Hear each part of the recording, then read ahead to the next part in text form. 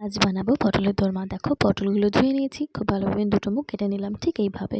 এবার পটলের ভেতর থেকে পুরগুলো বার করে নেব। এইভাবে বার করে নিচ্ছি দেখো একটা একটা করে। এই যে বার করে নেওয়ার পর এবার আমাদের লাগছে চিংড়ি মাছ। চিংড়ি মাছটাকে ধুয়ে খুব ভালো করে পেস্ট করে নিলাম। এবার কড়াইতে তেল দিয়ে পটলগুলো ভাজতে দিয়ে দেবো। অল্প নুন ছড়িয়ে ভেজেছি, হলুদ কিন্তু দিইনি। খুব ভালোভাবে নাড়াচাড়া করে হালকা হালকা লাল লাল করে ভেজে নিয়ে তুলে রাখবো। এবার বানাবো মশলাটা বানানোর জন্য কড়াইতে পেঁয়াজ দিয়ে দিলাম, আদা বাটা, রসুন বাটা, লঙ্কা, হলুদ এই সমস্ত দেওয়ার পরে দিয়ে দেবো পটলের ভেতরের পুরটা, চিংড়ি মাছটা। খুব ভালোভাবে নাড়াচাড়া করে এটাকে কষিয়ে নেব। এই দেখো একটু সাথে সময় নিয়ে কষাবে যাতে পটলের ভেতরের পুরটা ভালো করে সিদ্ধ হয়ে যায়।